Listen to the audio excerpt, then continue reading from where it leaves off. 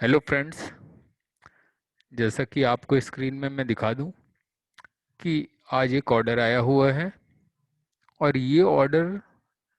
सारी कंपनीज के लिए नहीं है। ये ऑर्डर सिर्फ उन्हीं कंपनियों के लिए है जो कि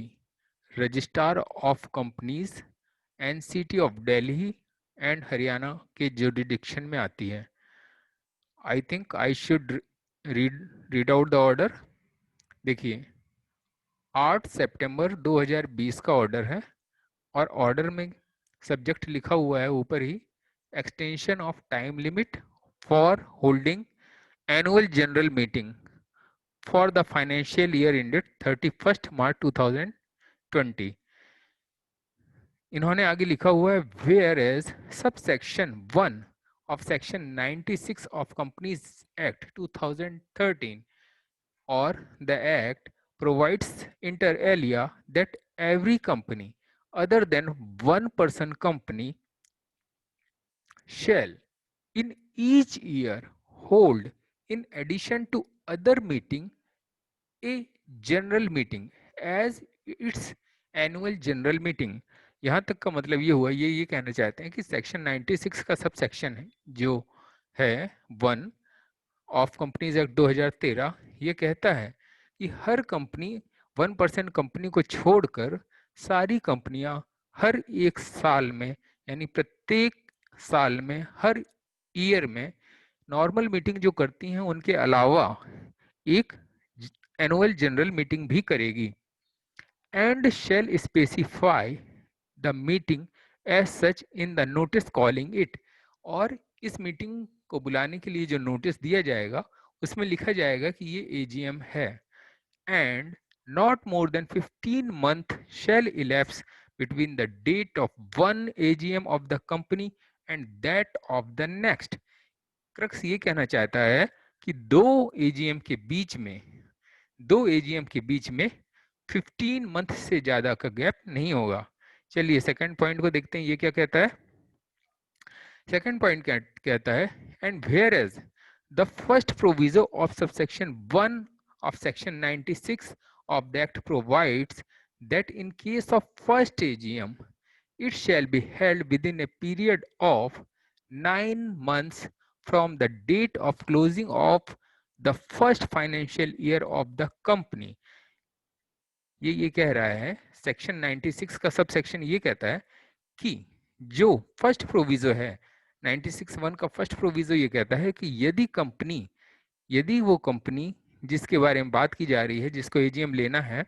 उसका ये फर्स्ट फाइनेंशियल ईयर है, यानी अभी अभी कंपनी बनी है, उसका फर्स्ट फाइनेंशियल ईयर है, तो तो 9 month from the date of closing the first financial year के अंदर उसको मीटिंग कर लेना चाहिए। यानी अदर कंपनीज को 30 सितंबर तक की टाइम लिमिट दी जाती है, क्योंकि मार्च से 6 महीने गिने जाते हैं ना, अप्रैल मई जून जुलाई अगस्त सितंबर, लेकिन इसके लिए 9 मंथ गिने जाएंगे, यानी अक्टूबर नवंबर दिसंबर, यानी दिसंबर लास्ट तक भी इसको मीटिंग कर लेना चाहिए यदि ये कंपनी न्यू कंपनी है और इसका जो फाइनेंशियल ईयर है ये फर्स्ट फाइनेंशियल ईयर है, इसकी एजीएम यदि फर्स्ट एजीएम है। ठीक है फ्रेंड्स, तो ये है उन कंपनियों के लिए जो नई कंपनी है। And in any other case within a period of 6 months from the date of closing of the financial year. और अदर कंपनीज को तो 30 सितंबर ही लास्ट डेट होती है एजीएम करने की। थर्ड पॉइंट में कह रहा है, and whereas the third proviso to section 96 subsection 1 of the act provides that the registrar may for any special reason extend the time limit within which any annual general meeting other than first annual general meeting shall be held by a period not exceeding 3 months। Friends ये कह रहा है कि यदि first annual general meeting है तो ROC को ROC को उसको एक्सटेंड करने की पावर नहीं है, क्योंकि वो तो ऑलरेडी एक्सटेंड की ही हुई होती है 3 महीने तक की। यानी फर्स्ट एजीएम जो है 31 मार्च के बाद 9 महीने तक भी की जा सकती है, लेकिन अदर केस में, यानी नॉर्मल यदि कंपनीज की एजीएम होना है तो सेक्शन 96(1) का थर्ड प्रोविजन ये कहता है कि रजिस्ट्रार की के पास ये पावर है कि यदि कोई खास रीजन है, खास रीजन क्या है फ्रेंड्स, अब जैसे आप देख रहे हैं कि कोविड सिचुएशन के कारण बहुत सारी कंपनियां अपनी मीटिंग नहीं कर पा रही हैं एजीएम, हालांकि इसके पहले भी डिपार्टमेंटल ऑर्डर आ चुके हैं, सर्कुलर्स आ चुके हैं कि आप जो चाहें तो वीडियो कॉन्फ्रेंसिंग के थ्रू या ऑडियो विजुअल मींस के थ्रू भी कर सकते हैं मीटिंग, लेकिन फिर भी फ्रेंड्स नहीं हो पा रही हैं। तो यदि कोई स्पेशल सरकमस्टेंस है तो रजिस्ट्रार को 96(1) के थर्ड प्रोविजन में एक पावर दी गई है कि आप जो है मैक्सिमम 3 मंथ का एक्सटेंशन कर सकते हैं। तो वही चीज इन्होंने बताई है कि थर्ड प्रोविजन में रजिस्ट्रार को पावर दी हुई है। फोर्थ पॉइंट में कहा, and whereas various representation have been received from the companies, industries, bodies and professional institutes, pointing out the several companies are finding it difficult to hold their AGM for the financial year 31st March 2020 due to the difficulties faced in view of COVID-19 pandemic।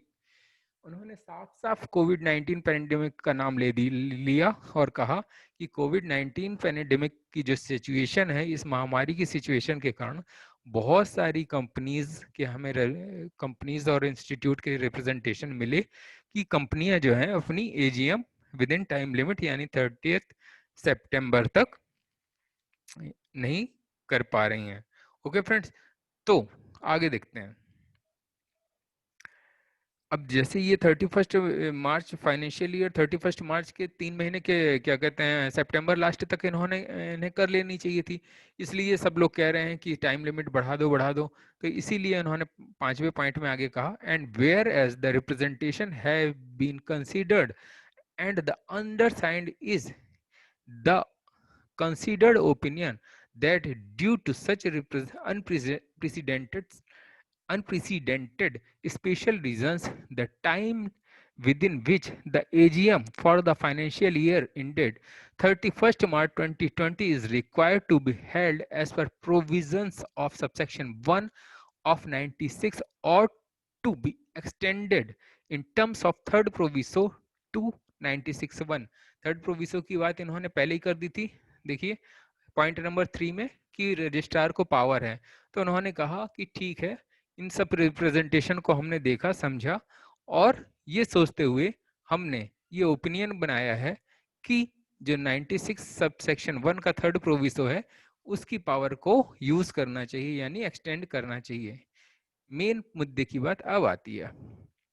Now therefore in terms of power vested with the undersigned, क्योंकि ये जो है देखिए registrar of companies की authority से ये नीचे sign हुए हैं, registrar of companies NCT of Delhi and Haryana. तो इन्होंने यही कहा कि the third proviso to subsection 1 of the act, I hereby extend the time to hold the AGM other than the first AGM। उन्होंने कहा फर्स्ट AGM की डेट नहीं बढ़ा रहे हैं क्योंकि वो तो ऑलरेडी उसकी बढ़ाने की जरूरत नहीं है, उसको तो 3 महीने का एक्स्ट्रा पीरियड मिला ही हुआ है। For the financial year ended 31st March 2020, companies within the jurisdiction of this office, यानी चूंकि ये registrar of companies NCT of Delhi और हरियाणा का केस है, तो उन्होंने बस इशू अपना ऑर्डर किया है कि वो कंपनीज जो NCT of Delhi and Haryana की जुरिडिक्शन में आती हैं and which are unable to hold their AGM for such period within due date of holding AGM by a period of 3 months from the date by which the AGM ought to have been held in accordance with the provisions of subsection 1 of section 96 of the act। कहने का मतलब provision ने क्या कहा था कि आपको 6 month मिलेंगे 31 मार्च के बाद, यानी सितंबर एंड आ गया, सितंबर एंड के बाद 3 महीने और दे दिए गया है, यानी अक्टूबर नवंबर दिसंबर एंड तक हमारी एजीएम की लिमिट चली गई कि दिसंबर लास्ट तक हम एजीएम होल्ड कर सकते हैं। ठीक है, तो ought to have been held in accordance with the third of the section 96 of the act without requiring the companies to file application for seeking such extension by filing the prescribed form GNL1। Actually friends पहले भी ऐसा order आया था कि वो companies जो कि अपनी एजीएम हेल्ड नहीं कर पा रही हैं, यदि ऐसा है तो वो अप्रूवल के लिए अप्लाई कर दें, और वो अप्रूवल के लिए अप्लाई GNL1 फॉर्म में करेंगी। तो पहले ऐसा था, तो ढेर सारी आई थिंक कि अप्रूवल के लिए एप्लीकेशंस आ रही होंगी कि हम डेट बढ़ाना चाहते हैं। तो पहले ऐसा था कि GNL1 फाइल करो और उसके बाद अप्रूवल मिलेगी, लेकिन अब इन्होंने ये कह दिया कि without requiring the companies to file application for seeking extension by filing the prescribed form GNL1, यानी अब आपको GNL1 फॉर्म फाइल करने की जरूरत नहीं है। यानी का मतलब कि पहले आपको अप्रूवल लेनी पड़ती थी, लेकिन अब हमने जनरल परमिशन दे दी। पहले परमिशन थी कि जिसकी एप्लीकेशन आएगी उसको ही ये अप्रूवल मिलेगी कि वो चाहे तो एजीएम लेट भी करा सकता है, यानी आफ्टर सितंबर भी करा सकता है, लेकिन अब ये general approval they the. Explanation: it is hereby clarified that extension granted under this order shall also cover the pending application filed in form GNL1 for the extension of AGM for the financial year ended 31st March 2020 which are yet to be approved। क्योंकि पहले ही लोगों ने application दे रखी होंगी, तो उनकी जिनकी approval नहीं हुई है उनको भी ये चीज ऑर्डर कवर करेगा। कहने का मतलब है कि अब उनको इस बात का वेट करने की कोई जरूरत नहीं है कि हमारी अप्रूवल हुई या नहीं हुई, आपने जीएनएल फाइल कर दी हो या नहीं करी हो, ये सबके लिए एक्सटेंशन हो गई। आगे ये कहते हैं application filed in form number GNL1 for extension of AGM for the financial year ended 31st March 2020 which were rejected, उनको भी कवर करेगा। यानी किसी कारण से यदि आपने GNL1 किसी कंपनी ने अप्लाई किया था लेकिन आपने एप्लीकेशन रिजेक्ट कर दी थी, नाउ उनको भी ये एक्सटेंशन मिल जाएगी। कहने का मतलब ये है कि सभी को एक्सटेंशन मिल जाएगी, चाहे उन्होंने GNL फाइल की थी, अप्रूवल नहीं आई थी, या GNL फाइल ही नहीं की थी GNL1, या फाइल करके रिजेक्शन हो गई थी, कुछ से मतलब नहीं है, सबके लिए जनरल एक्सटेंशन आ गई है फ्रेंड्स। लेकिन ध्यान रखिएगा ये अभी हाल सिर्फ उन्हीं कंपनियों के लिए है जो registrar of companies NCT of Delhi और हरियाणा के जुरिडिक्शन में आती हैं।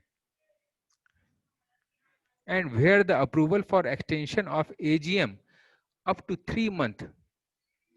and where the approval for extension of AGM up to 3 months from the due date of AGM shall be deemed to have been granted by the undersigned without any further action on part of the company। यानी अब company को कुछ भी करने की जरूरत नहीं है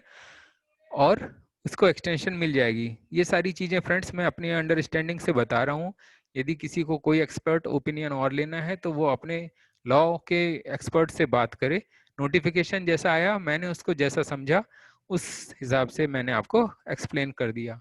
तो फ्रेंड्स नोटिफिकेशन इतना ही था,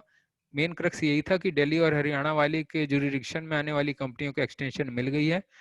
तो thanks for watching this video. Okay, now I am closing